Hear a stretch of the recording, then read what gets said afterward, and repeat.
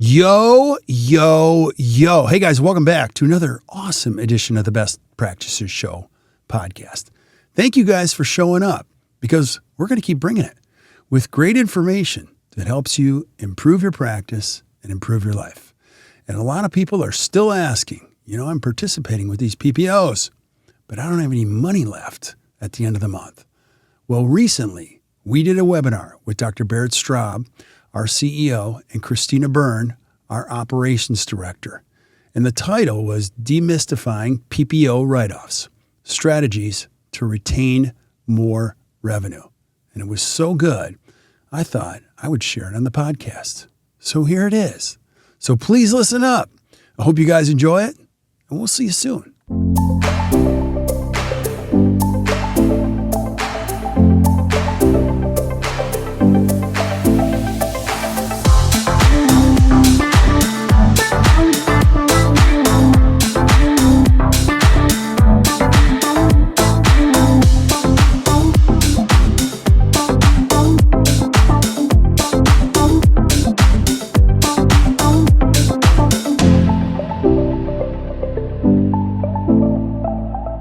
Welcome, BPA community, to our weekly webinar. We're going to demystify PPO write-offs today, talk about some strategies to retain more of your money.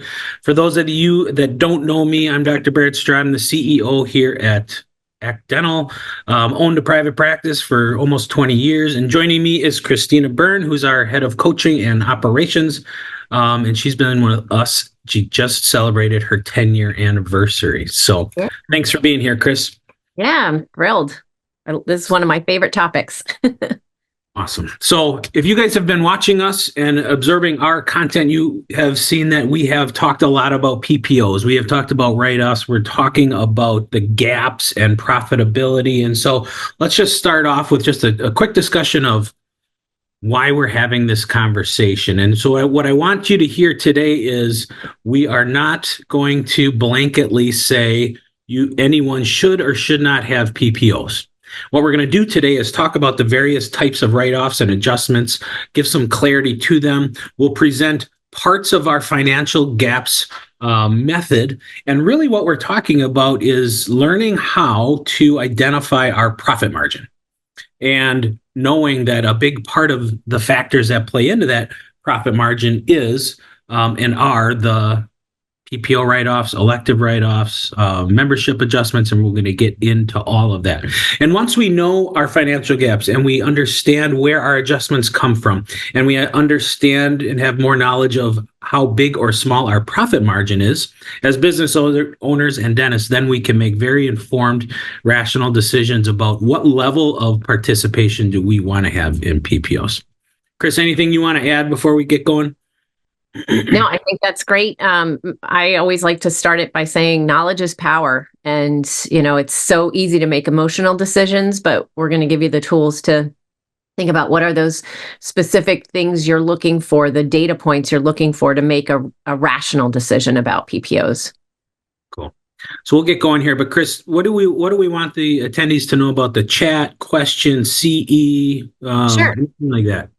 So if you are an attendee, you can post a question in the chat. It will come to me and to Barrett, and we will try to get to as many questions as we can. If we have time at the end, we can also answer some of your questions. But if you're having questions about a particular topic or something that you see on the screen, just put it in there, and we'll address it at the time.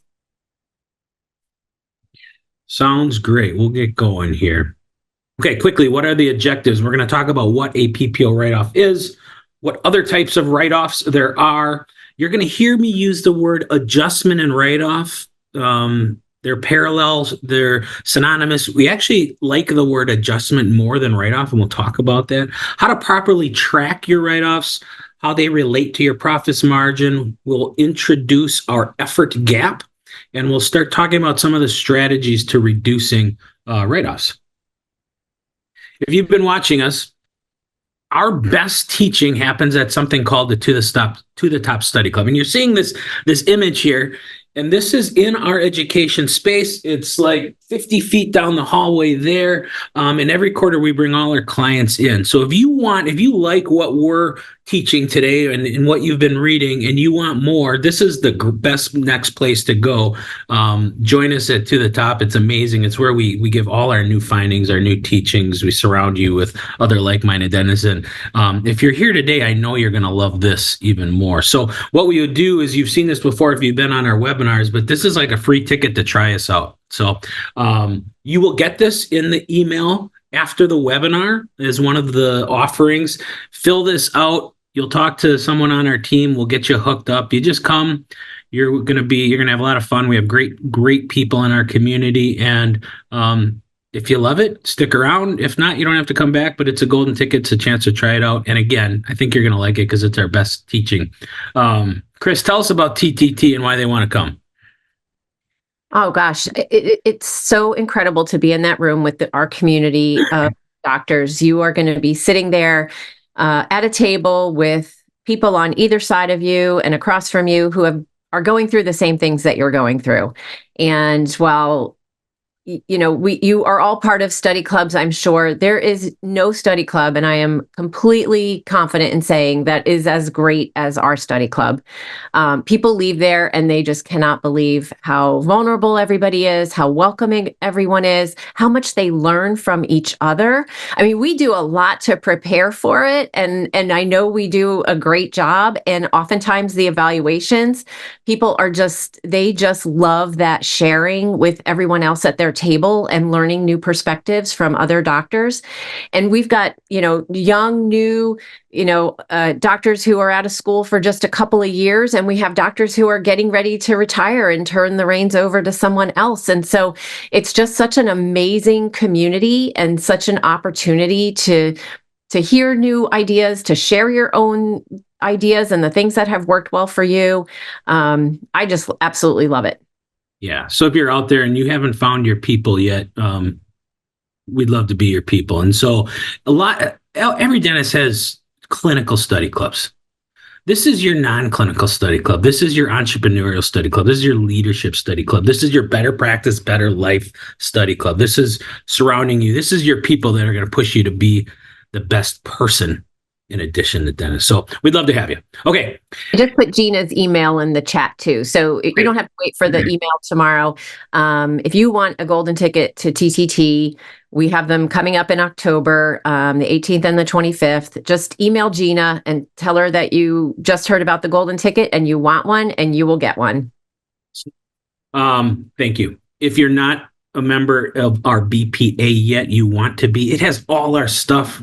You get all the webinars, all the podcasts, all the tools. We're going to talk about tools today that are in there.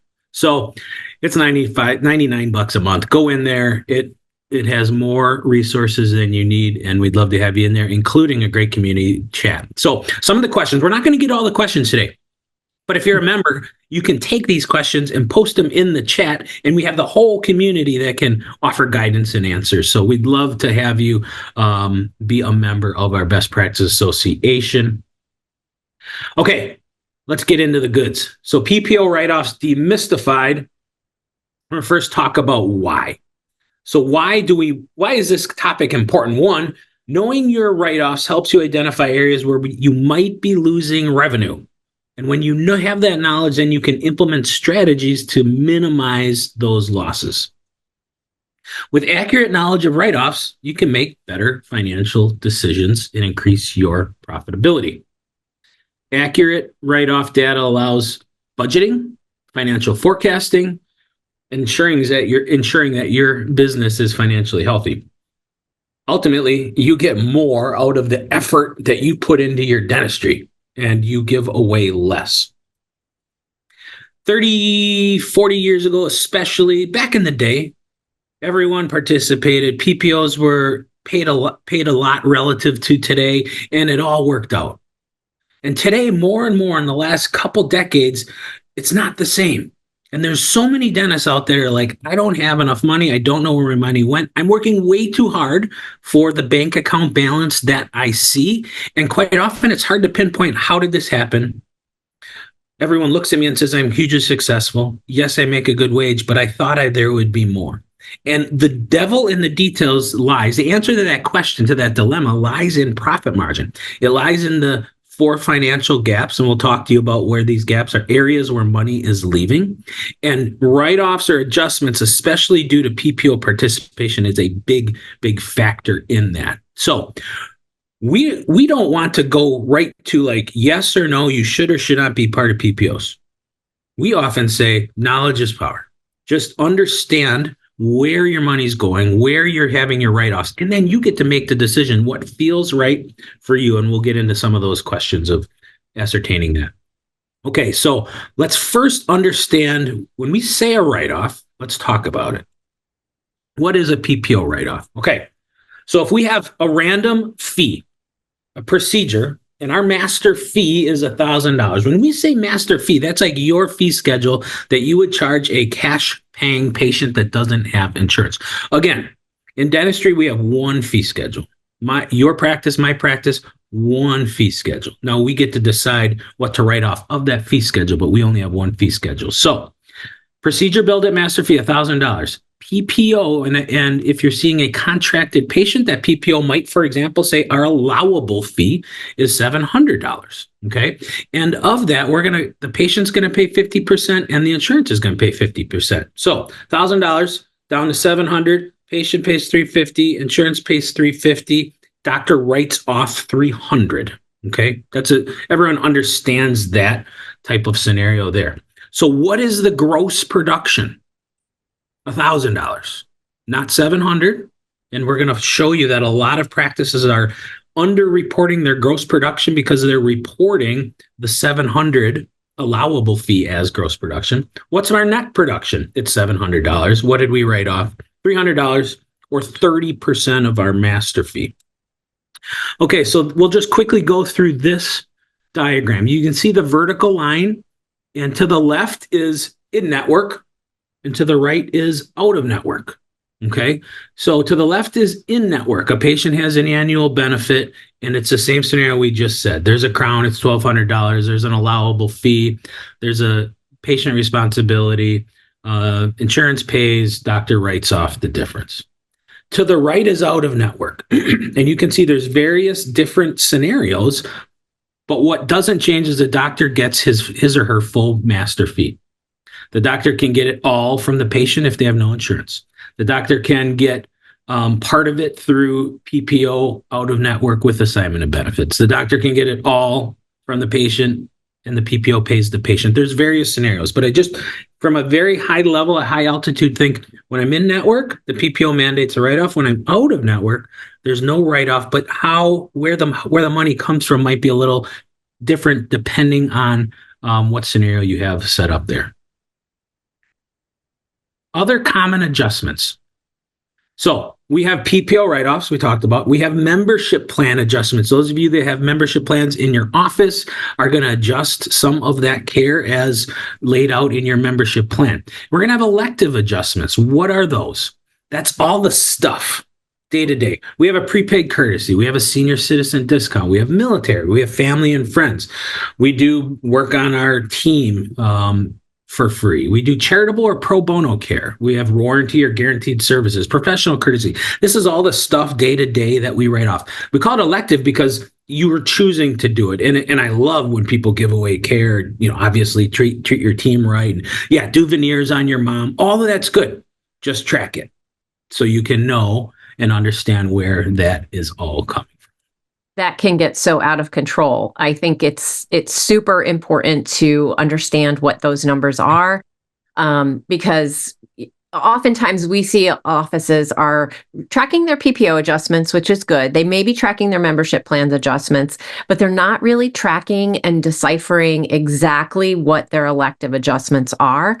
And it's eye-opening. It's really shocking. I will challenge anyone on this call to run a report from, year to date of your elective adjustments. And the other pearl is make sure that you are identifying them properly. Don't just have like a professional courtesy adjustment and that covers everything in that bucket that Barrett just went through, because then you don't have the power to understand how to curb some of that, right? are you doing a lot of redos and things like that? Are you giving away a lot of dentistry?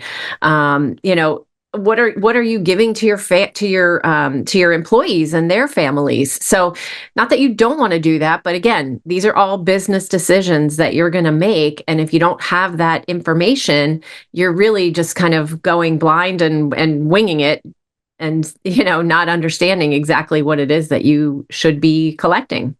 Yeah, it's a great point, and you're highlighting a theme that you're going to hear throughout this webinar, which is track and understand data. Knowledge is power. Don't freak out. Don't get into I have to make a decision. Just track. Do it right. Track the data. Look at it. Analyze it. Then the decision will become ultimately clear. So if your adjustments are too high, and you're like, wow, and you look at this and you're like, well, of all my elective adjustments, 90% of that's charitable pro bono to that poor family. Like, great. You don't change a thing. But you might say oh, wow, it's professional courtesy. All those don't charge this, the free PA, that adds up after a while. You might want to curb some of those habits. So tracking it allows you to analyze your own behavior as the doctor. Okay, let's look at the ledger. So now we're into Dentrix or EagleSoft. We're at the patient ledger, and we got to bill our true master fee. When do you do that? Always. Then you adjust off the proper adjustment in your practice software. So what are the electives? We just went through that. So you could have, I bill out $1,000 and then I have write-offs. And I write off X amount, and you're going to tack that to one of these green scenarios. It's going to be one of the electives. It might be a membership plan adjustment, or it might be PPO 1, PPO 2, Delta, Blue Cross, whatever. Each company, each plan should have its separate write-off or adjustment categorization in your software, so that you should be able to print a report and say, okay, I wrote off X amount to Delta, X amount to my other PPO, X amount to my third PPO, and you're going to see why that's going to be important here in a minute. Okay, so the effort gap. So we went through why, we went through understanding them, we talked about all the common adjustments. Now we're going to get into our financial gaps model just a little bit and kind of tie this all together. So you're going to get an opportunity and in the email to just download our financial gaps at a glance tool. You're looking at the tool, you get this in downloadable form. It has places where you can take your own numbers and fill it out and analyze your own gaps. It's pretty awesome. But let's get into the effort gap. So at the top of our model is the effort gap. A gap is a place between two lagging indicators or two solid things. The gap is where money's leaving. So every time you see a gap, there's 4 of them, money's leaving. So one is the effort gap. So gross production is your true output.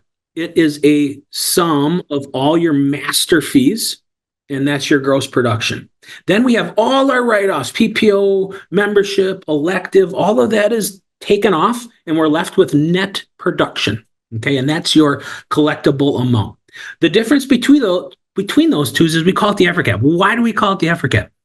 Because that gross production, that true output, takes effort, energy, money, time, people, time away from home.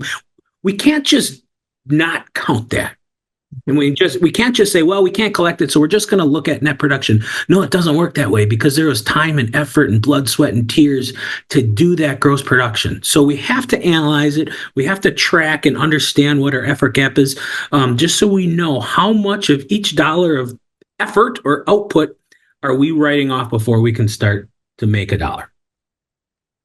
Barrett, I think I just want to point out, a while ago, you said when explaining the effort gap and why it was so important, and this just really struck home for me, was that your overhead is based on your gross production, not your net production. You have to staff your office, you have to buy supplies, you have to send all the crowns that you make to the lab. So all of your overhead expenses are based on your gross production. And so you need to know what that is, because you're basically spending money to produce this dollar amount, but you're not collecting that dollar amount. So it's really important to understand what that number is. Yeah, super, super good analogy. You buy enough gloves to produce your gross production.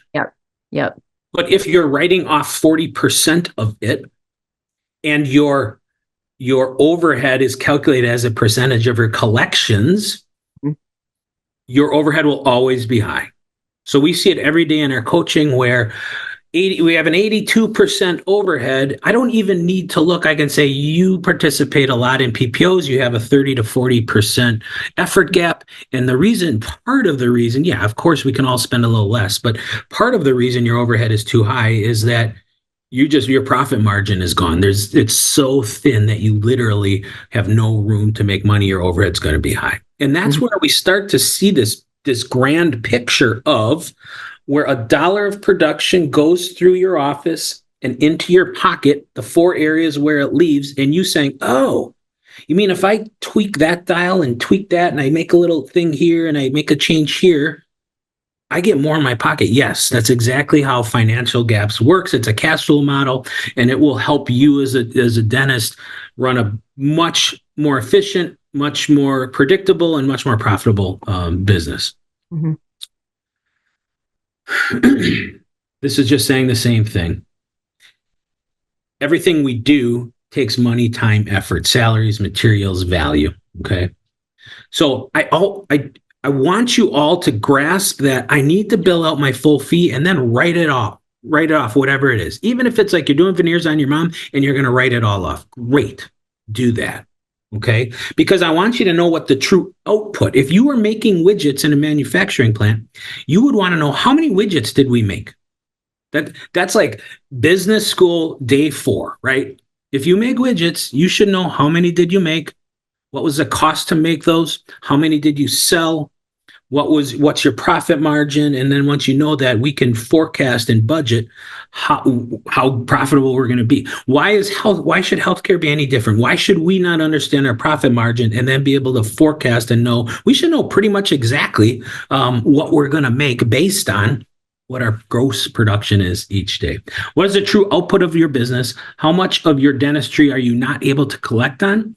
How many days per month are you really working for free? And we're going to show you that in a minute. We call it the effort gap because it takes effort to produce dentistry. Effort and time, staffing, overhead costs, physical and mental energy. More isn't always better when it comes to the effort gap. A large effort gap always leads to small profit margin. And in that scenario, when we have a large effort gap and a small profit margin, the effort to do more dentistry without knowing how much profit's going to come from that always results in one thing. It results in a lack of energy, more time in the office, more time out of your home, away from your family. And the ultimate outcome is like, wow, I worked so hard for just a little bit more money. We hear it all the time. I don't know where my money is. I thought I would have more money. We're producing so much. Where does it all go? My profit and loss statement says I should have way more money than I do. If you have said that, I haven't heard a dentist that hasn't said it, if being truthful. I said it. So it all comes into the details of the gaps. It all comes into how big your profit margin. And once you understand this model, it becomes super clear what you need to do in your own practice. So right. And you're not basing you're not coming away from a week or a month and saying, gosh, we're so busy. That was awesome. Busy isn't always awesome. Right. And we're going to show you that later.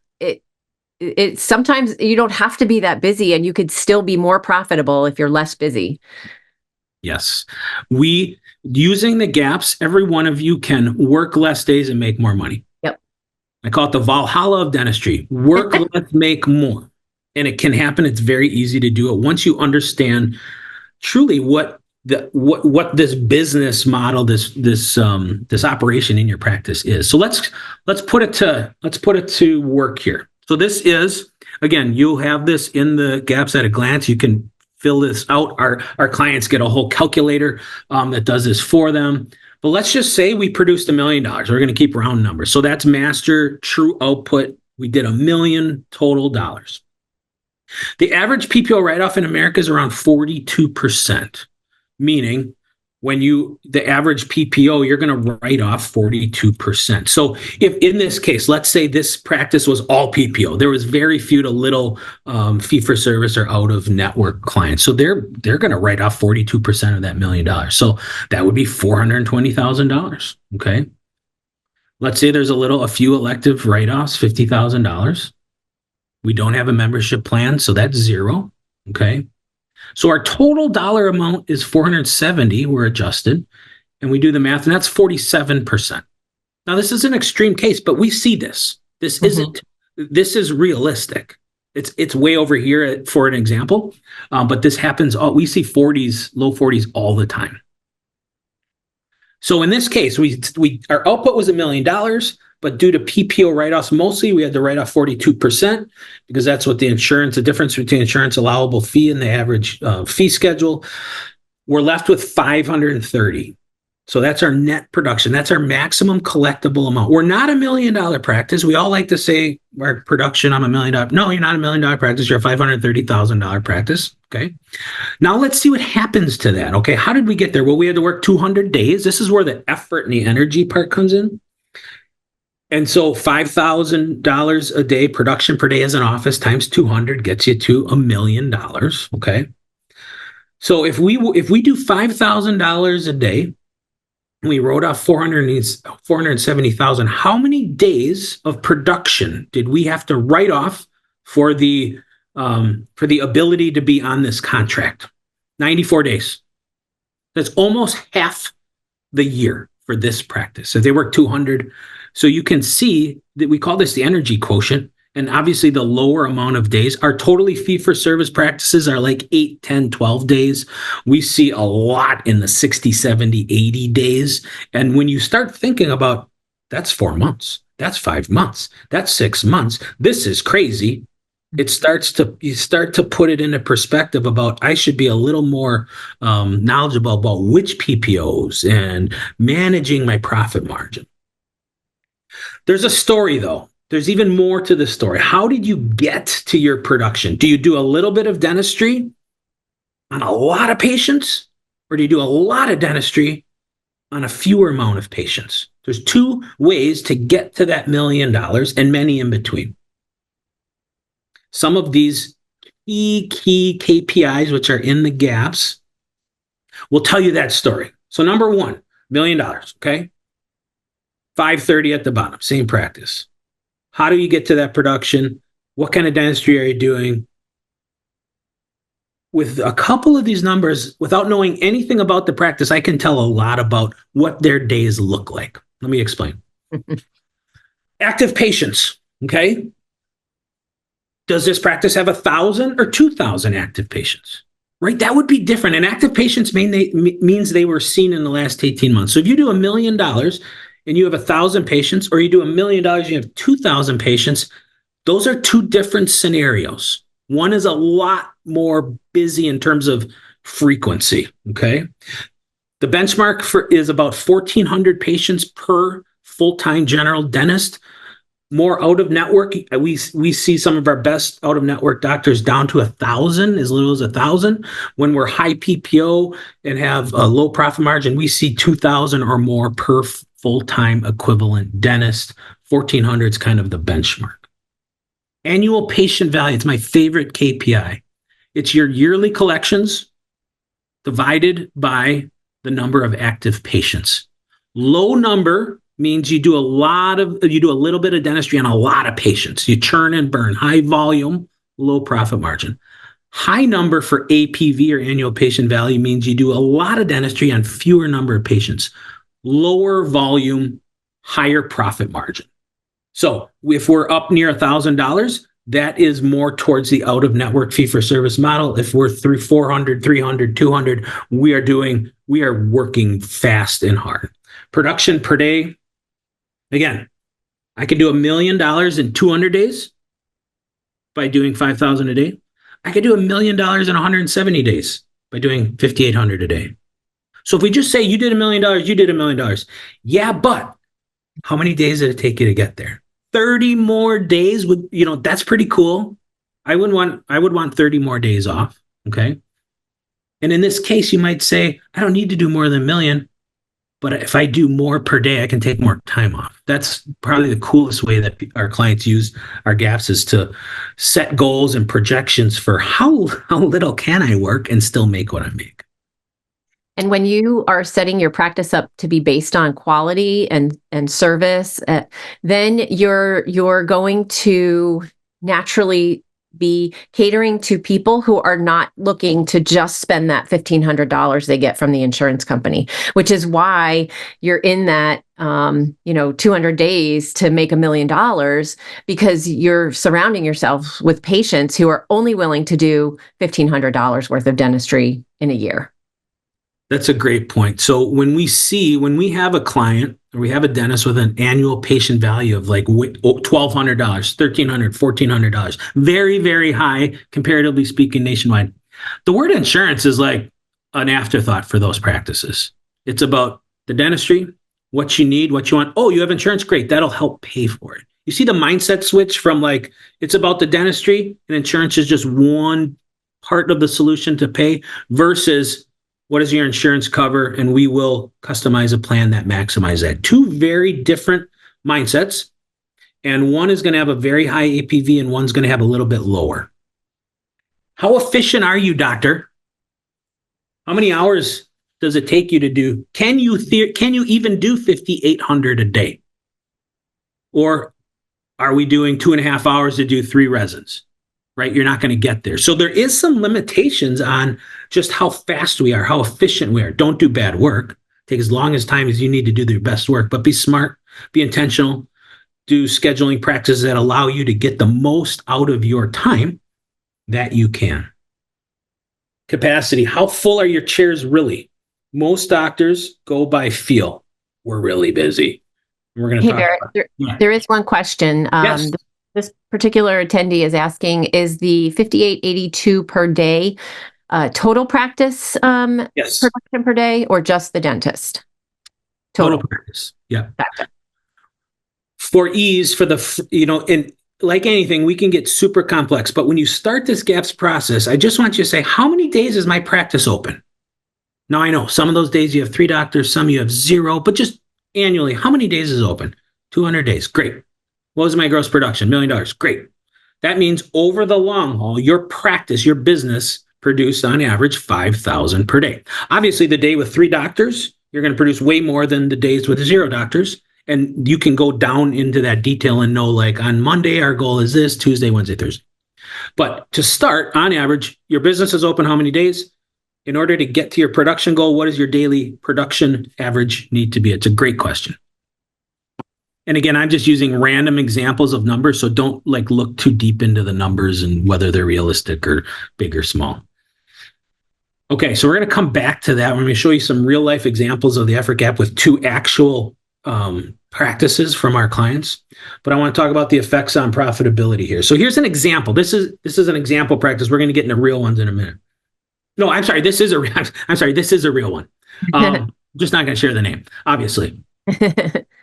So we're going to compare 2 different practices, and we're going to go through the effort gap, and I'm going to show you very clearly how the profit margin, what usually is not shown on any report in your Dentrix, what's not shown on any report from your accountant, it's only going to be shown when you dig into this gaps, what your true profit margin is. So we have a practice, 1 doctor, 3 hygienists, high producing, 1.8. I'm a $1.8 million practice with 1 doctor. Most dentists in the nation be like, that's awesome. I personally could have never done that. I would have never done that. Okay, let's dig into how great this is. And it's not bad. 1 doctor, 3 hygienists does 1.8. Let me see. There we go. 1.8. We have 38% adjustments. So 630 go to PPOs, 54,000 go to elective, no membership discount. So 684, so 38%. This is a real practice. The mid to high 30s we see every single day. Mm-hmm. So don't think I'm showing some weird example to make my point. This is we see it every day, almost all new clients. So 1.8, now we're down to 1.16. So all of a sudden you're like, whoa, what happened to the 1.8? 1.8 sounds a lot better than 1.16. Yep. Okay, well, how did we get to 1.8? We had to work 220 days. And We did 80, 100 a day, pretty freaking good. So that 38% though equates to 83 days of free work. So our act energy quotient is 83 days. We gave up 83 days for the right to afford that 38% write-off. Now, that's not for me to say whether that 83 days is good, bad, or otherwise. That's for you to look at that internally and say, like, I'm good with that or I'm not good with that. And if you're not good with that, we're going to make some adjustments and turn some dials so that 83 goes to 60 and then goes to 40. And then somewhere falls in where you're like, yeah, I'm fine with that. That's good. Okay. Here's a second layer to that story. Okay. We have 1,900 active patients. Again, benchmark 1,400, 1,900 is a lot. So I already know this is a busy practice. Annual patient value, 580. That's pretty low for a 1.8 million. So again, I know that this is busy, that we're more high volume with lower profit margin. If you have a low profit margin, the only way to make more money is to do more, right? Churn and burn. It's like Econ 101. High volume, low volume. They're different models. Production per day. Whoops, I'm sorry. Let's go back for a second. Production per hour, production per visit. Again, same net production. So that 1.1 is our maximum collectible amount. Again, that practice's spend is for 1.8. Mm-hmm. But when their accountant says your overhead is whatever, it's calculated against 1.1. So there's a $680,000 difference. And it's no wonder that their overhead's going to be high. And their accountant say, you got to spend less. And they're like, we're already lean. Yeah, don't spend less. Manage your profit margin so that your overhead percentage goes down. Okay, second practice, real life scenario. Also a great practice. One doctor, two hygiene, 1.5 million. Okay, so we have 1.8 million, got 1.5 million. Most people would say, like, well, I'll take the better. I'll take the 1.8. Okay. They're totally out of network though. So 0 PPO adjustments. Now they have more elective, right? They do more pro bono. It's 8%, but it's 120 grand. Okay, 8%. Usually if you get under 10 in the fee-for-service model, then you look at your elective write-offs and say, I'm great with those. Like most of that's pro bono. I gave away this. I redid some crowns. Great. Now we're at 1.3 in net production. Let me go here. 1.3 in net production. How did we get there? Well, we worked 180 days. Okay. We did 8,300 per day. And that effort gap is 14 days. And this doctor looks at 14 days and like, I'm great with that. I don't need it to be 0. I'm totally good with that. I always want to be able to give away some dashing. Great. Active patients, 1,300.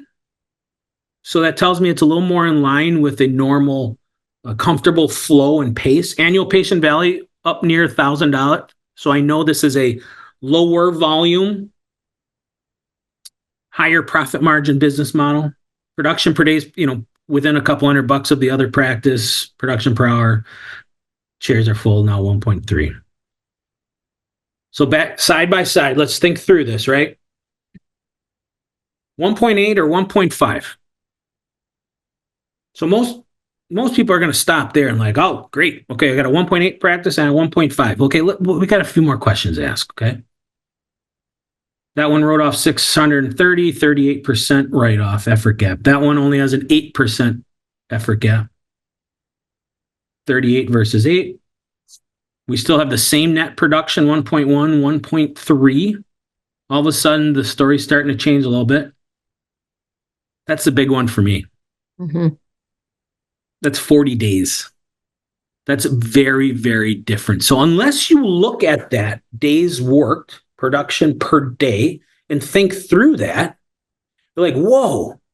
Well, if that practice on the right worked 220 days, you can imagine what the numbers would look like. Okay. But we're about better practice, better life. So every dentist has got to find that mix. Like how many days looks great to my life while still being able to produce enough dentistry to make a living? That's a big deal. So days work is a huge deal in this equation. One's taking 76 days. Excuse me. One is right now 14 days. Do we just have a hand raise, Chris? Nope, just still the other one. Okay. that we answered. Okay, perfect. Minimizing the effort gap.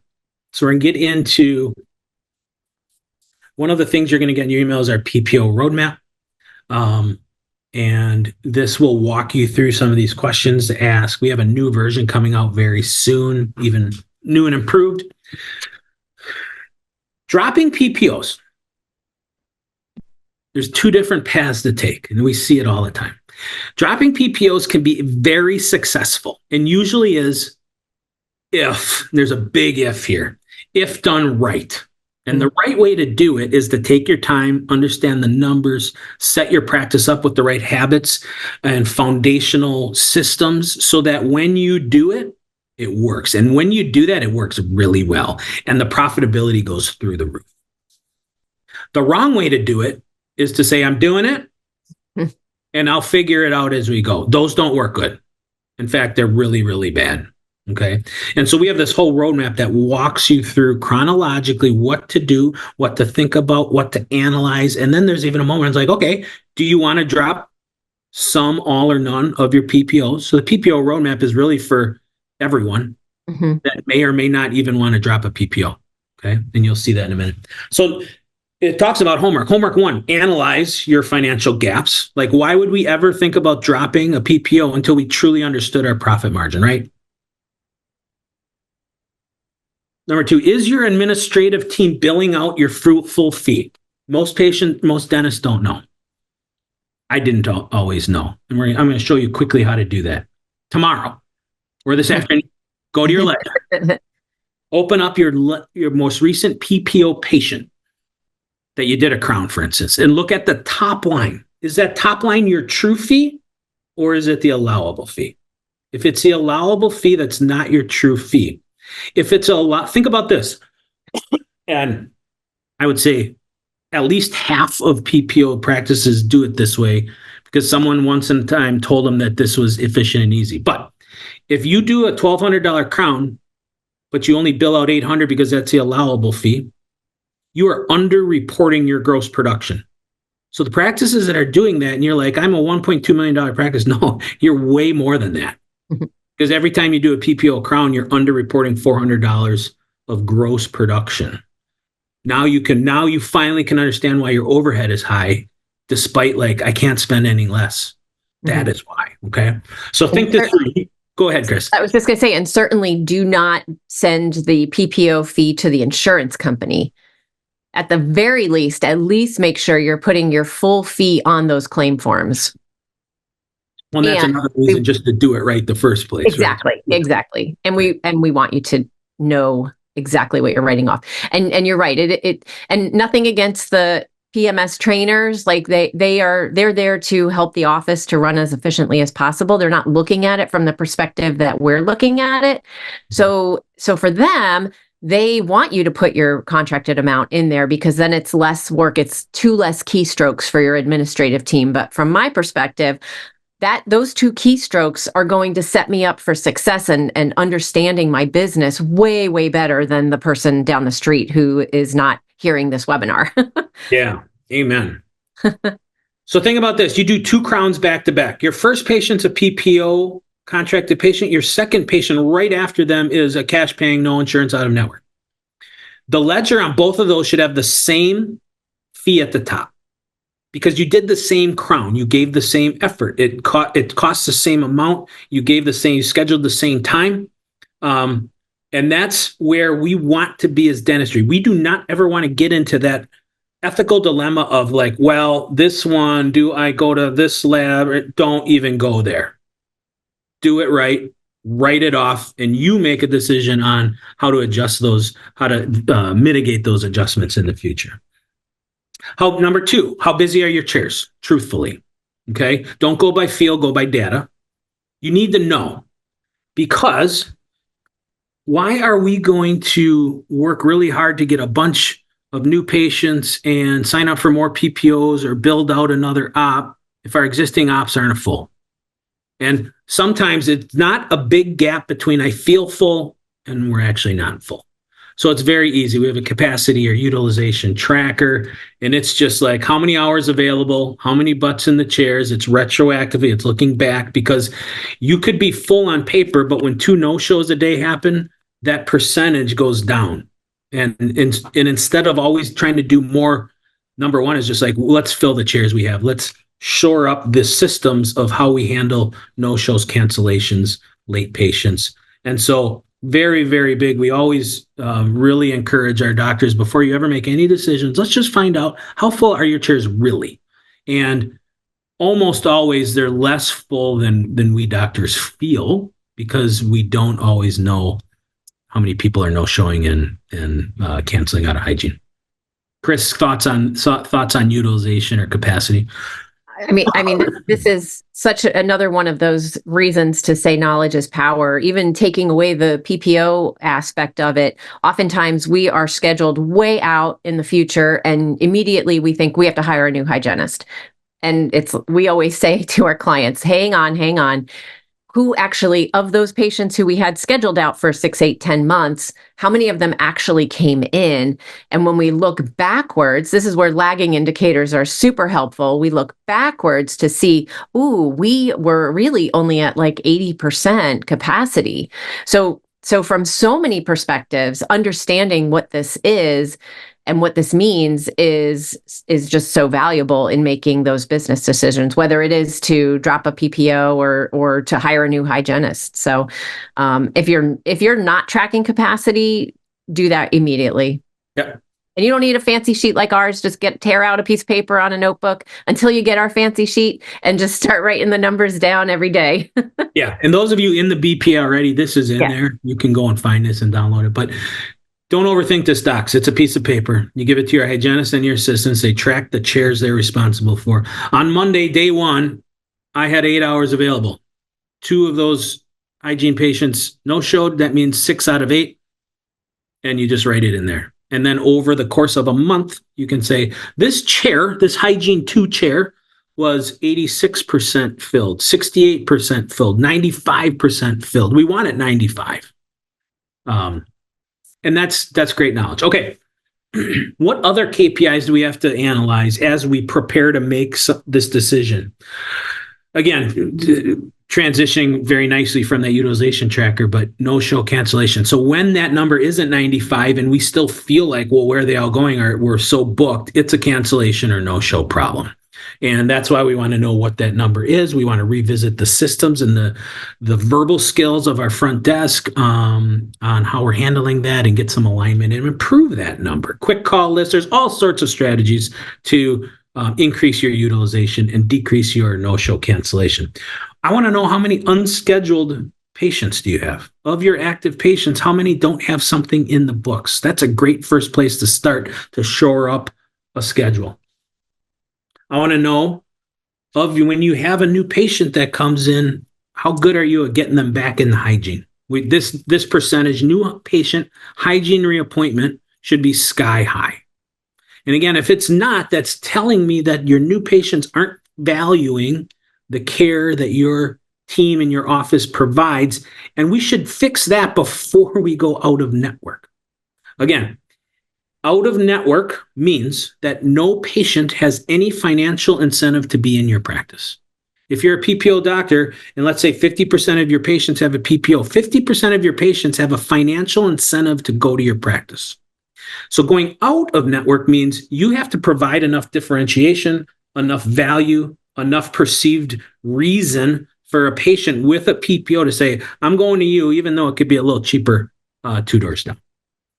And so we've got to be able to say, when we get a new patient in this practice, we're so darn good that they're coming back. Mm-hmm. That's like a non-negotiable for me. Like, don't even go out of network until we can get this number well north of 90. You're going to see this patient segment scorecard. This is the updated version, but the original PPO has a great one in there. Think about this. Wouldn't it be cool if every month you knew my out-of-network patients, how many do I have? What percentage of my total is it? What is the gross production of that segment? How many adjustments? What was the percentage? What was production per visit? Collections. That's like really cool. Of all my out of network, this is how it performed. What about my membership patients? What about my PPO number 1, PPO number 2, PPO number 3? When you do this month over month with your segments of your patient population, you start to see like, well, why am I even in PPO number 2? I lose money every time I see those. I only have 62 of those patients. I'm just going to can that one. So my point is, when you start to do this, a lot of conclusions happen. One, you'll very easily be able to tell which are your profitable PPOs and which are really useless to you. Number two, you're going to see how the difference between your membership plan acceptance and all the other segments, it's just very, very telling. So this is a key part of, especially if anyone wants to go out of network, we want some months of this data to be able to then we do a ranking of your PPOs and say, this is the first one to go because there's zero risk. This is the second one to go because there's only a tiny bit of risk. And we'll learn by that process of how to handle those conversations, what letters to send before we get to this more risky one because there's more patients and it's more profitable.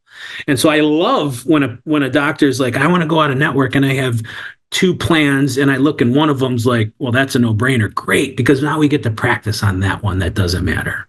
Because you know, a lot of times we see doctors with a segment where it's like you could lose all those patients and still be every bit as profitable because you're actually not making any money on them.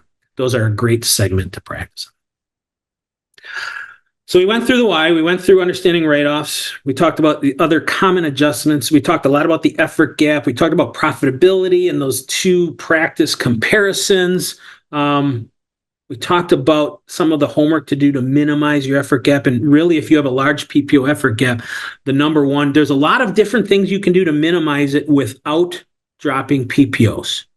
But to go from 40 to 10, it's going to be some level of reducing your PPO independence. Final takeaways. It's about profit, not about I'm fee for service or a PPO. You know, I want you to have your practice and feel really good. And I don't care about PPOs or fee for service. I care about profit. So at the end of the day, you're like, yeah, I'm on 2 PPOs and I make a ton of money and I'm super happy with life. Great. Don't change a thing. It's about your effort, not your write-offs. I want you to think of write-offs as effort. Are you good? Does it seem reasonable with the amount of effort you had to give to afford those write-offs? And if yes, great, stay right where you are. But if you're like, I work way too hard to be giving away 40% of that effort, then let's do something about it. And again, it's about your vision of your ideal practice, not what I say or the professors in your dental school said about insurance. It's about your practice, your vision. It's about knowing those patient segments and how profitable each one is. It's about thinking smarter, differently, understanding profit margin, the performance of your practice, and finally understanding in dentistry that's not about gross production. There's so much more to that story. And there's very few of you that are willing to do the work to understand it. But if you do, sky's the limit to what you can do to create your own vision. So you can control your profit margin. You can mitigate it. You can control it. It's not huge decisions. It can be a little bit here, a little bit there, a little bit there. There's 3 other financial gaps we didn't even talk about today. Mm-hmm. So step 1, know your gaps. If you have your phone, hit this, but this will come into the email as well. Download this, read it, print it off a few times, put your practice numbers in it. It will be life-changing. Step 2, next Friday, Kirk and I are doing a 2-hour seminar on the whole GAPS method. It's 2-part. We're going to do a couple hours of teaching it. You're going to go home. You're going to implement it. You're going to come back a couple weeks later and we'll go over implementation. So you'll get a sign up for that. You can find that in the events on our website, but sign up for that. It's next Friday, 10 a.m. to noon Central. You're going to get the whole GAPS method. Step 3, download our PPO roadmap. Start working through it. If you're in the BPA, just go in the BPA and get it. It's right in there. Questions? We do have some questions. So awesome. A couple people have mentioned asking the question about tracking capacity when your dentist is working out of 2 or more ops and maybe has an assistant and they stagger and overlap patients. I would say how I did it and how I would advise starting is like, I'm a doctor. And so where a hygiene has a chair, I would say, give your assistant, say, you track Barrett. So Barrett has 8 hours. Mm-hmm. How many hours of that 8 was there at least one butt in a chair being worked on? So yes, when you overlap, that's great. That makes you even more efficient. And so that's how I would do it. So if I work out of 2 chairs together, those 2 chairs, one of them should have a butt in it all 8 hours. Mm-hmm. You're going to have overlap. So that's how I would start. And then you can make it more complex after that. Yeah, I have had clients who liked to know the capacity of each chair. So they would track each column, and knowing that all 3 columns are not going to be 95% at capacity because you're only one person. Mm-hmm. So yeah, but I like the idea of starting simple and just think about 8 hours. And also I had typed in the chat, these are clinical hours too. So don't count meeting time, don't count lunch, only looking at hours that you are truly available to see patients and when they come in. That's a great point. Next question is, with going through a software conversion, is it okay to use 6 to 8 months of data versus a full year? And absolutely. Of course. Yeah. I think you can pull a lot, and we do gaps analysis on our clients in as little as 6 good months. Mm-hmm. It's about if you get 6 good months of accurate data, plenty good. You could even make 3 months. We can make a lot of conclusions to start with. So in as little as 3 months of data, you can have a decent financial gap outlook. Now you add 3 more months, it's even better. After a year, you're really good. But yeah, you don't need a full year to start using this information. Mm-hmm. And how long will the recording be available of this one here in the BPA? I have no idea. I think it's going to arrive in the BPA. It'll live in the BPA. It'll live in the BPA forever. Exactly. The recording that comes in your email, it's probably like a week or 2. Gotcha. And then I just want to clarify, I believe, and this is just my belief, but I think the GAP seminar next week is from 9 to 12. I believe it's a 3-hour day one. I think you're right. I looked on my calendar and it was wrong on there. So thank you for clarifying that. That makes more sense because I would never be able to get through all this and all the gaps in 2 hours. So. Right. So 9 a.m. Central when I say that. So 9 a.m. Central to 12. Yes. Thank you. Yes. Which I should probably see if I can find. Are there any other questions? Let's put in the email, because I don't have it at the tip of my fingers. In the email, let's add the link to register for that. Yeah, we will. We'll do that. Yeah. Look, there's more. Oh, okay. No more questions. Those just said thank you. Okay. There is information in the chat to get your CE certificate. So you just click on the link that's in there. There are codes, start code and end code. And this will be registered through AGD, as well as if you don't have AGD, you can print out the certificate and keep that for your files when you are ready to renew your license. We also, in 2 weeks, so next week is the GAP seminar. That's separate from this webinar series. So in 2 weeks, we have Unlocking Your Practice Prosperity, the Power of Leadership and Culture. And that is on August 29th at 1 p.m. Central with Kirk and Miranda. That will be a great one. I don't see any other questions here, so... We're right at an hour. I know. Can you believe it? It's amazing. We're the dream team here. That's just dumb luck is what that is. Yeah.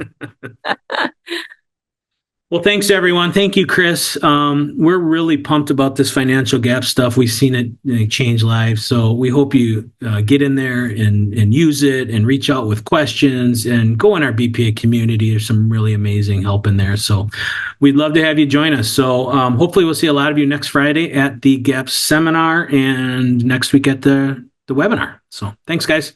Sounds good. Thanks. Bye.